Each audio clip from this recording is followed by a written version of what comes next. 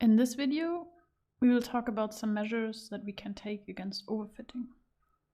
Towards the end of the last video, we saw that for decision trees, overfitting can happen if we grow the tree too large. In general, overfitting happens when instead of learning the true data distribution, we are just focusing on fitting the training data as closely as possible. We can spot overfitting by comparing our training error or training accuracy to the testing error or testing accuracy.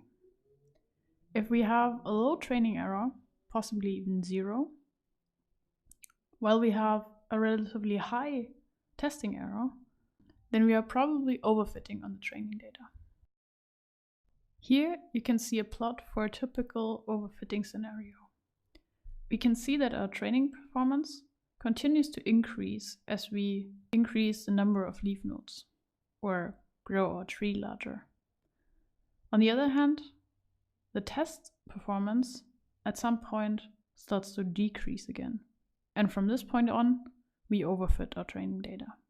It's important to understand that in order to tell how well the model generalizes, we need to look at the test performance and not at the training performance.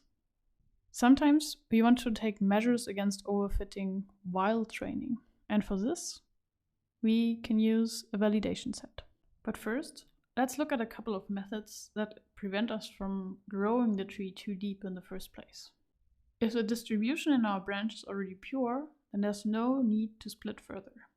Additionally, we can specify a maximum depth right from the beginning, and if that depth is reached, we stop growing the tree. Two other possible splitting criteria rely on specifying a certain threshold. For example, we can decide to not split a node further once it contains less than a certain number of samples. Additionally, we can decide to only split a node when the benefit of splitting is above a certain threshold. While these all restrict the size of a decision tree, there is another way to avoid poor generalization. The method is called pruning and relies on growing a tree until it's maximally pure, and then cutting down branches that we deem as not that important.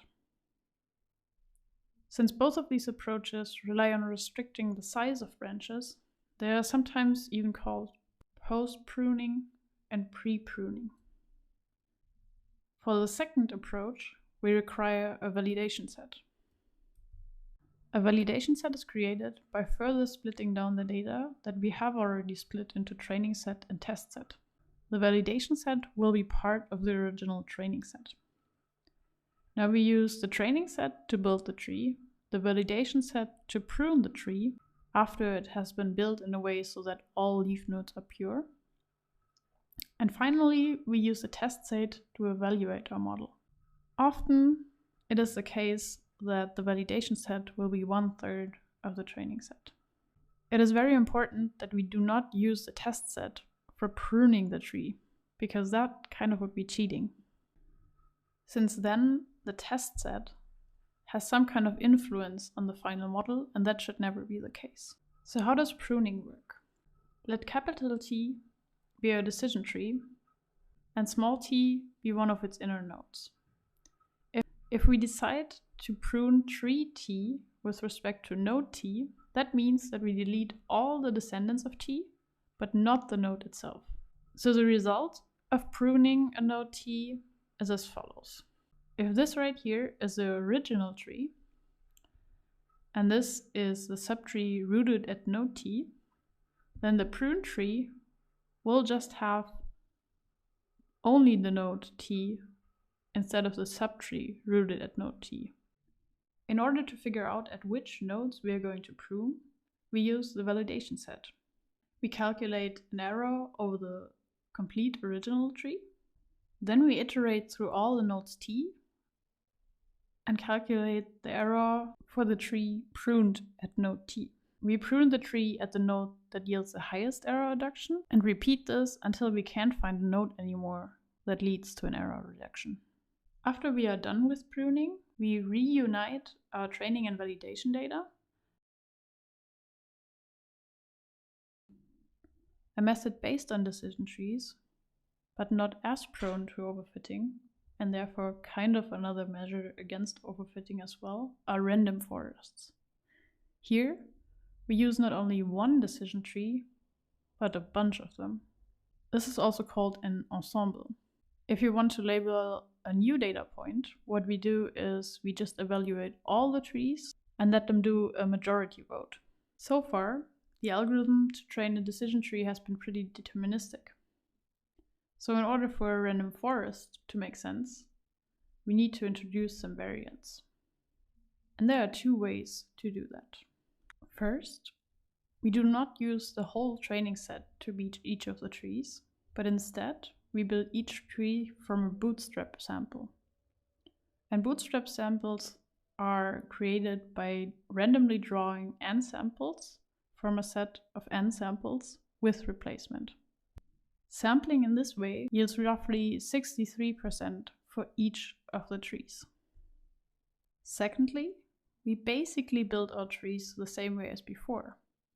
But instead of picking from all features and all possible tests, we randomly select a subset of the features and consider only those tests for a split.